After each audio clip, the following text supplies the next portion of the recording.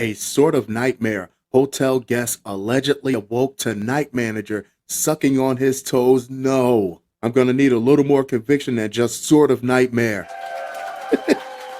It was 100% nightmare. When you say sort of nightmare, it leads me to believe that it was on the table briefly before there was a decision that it shouldn't be. A 52-year-old hotel manager in Tennessee has been arrested after a male guest staying at the establishment allegedly awoke to find a Hilton hotel employee sucking on his toes. Ew. David Patrick Neal was taken into custody on Friday and charged with one count each of aggravated burglary and assault. Court records reviewed by Law and Crime show. He looks like if you told me what he did, I would believe you. No questions. It just fits. This was the part they cut out of American Horror Story. The incident allegedly took place in the pre-dawn hours of March 30th at the downtown Nashville Hilton Hotel in the 100 block of 4th Avenue South.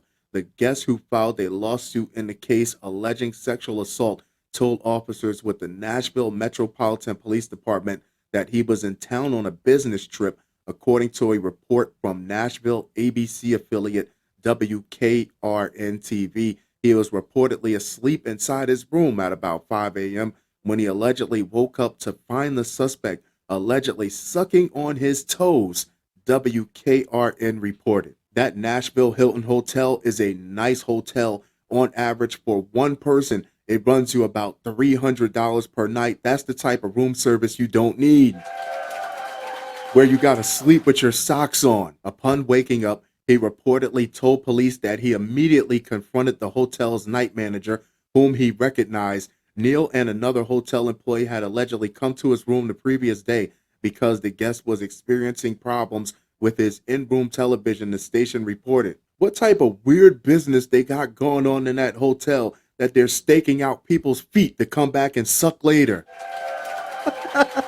In an interview with WKRN, the guest said he was so startled to see Neal in his room that he screamed before reporting the incident to hotel security and calling the police. I would have liked to hear that he kicked a few of this guy's teeth out before he went to hotel security and called the police, but okay, he's a law-abiding citizen.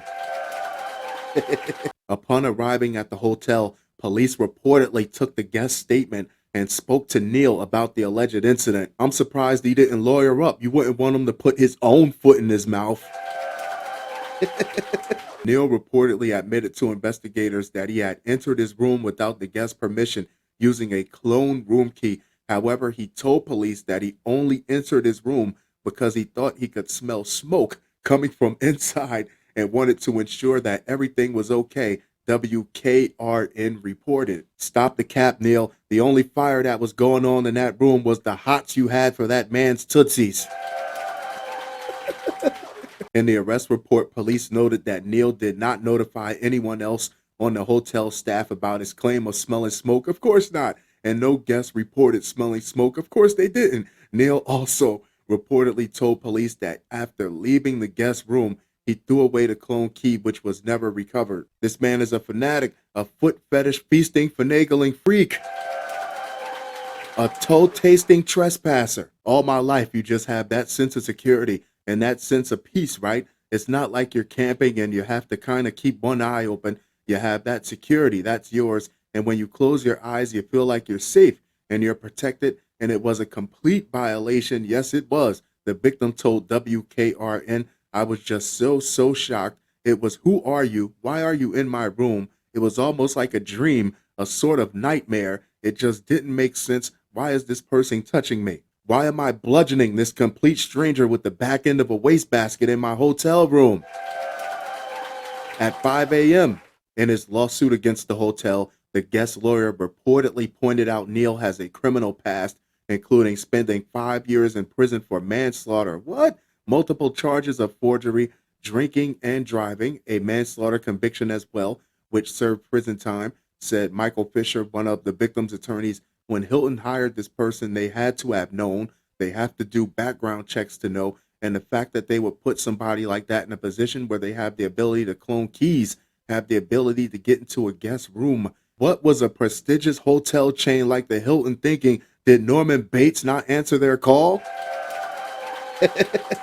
Referring to the allegations, Fisher reportedly added, "It's just shocking," adding, "We haven't seen a case like this. I bet you haven't."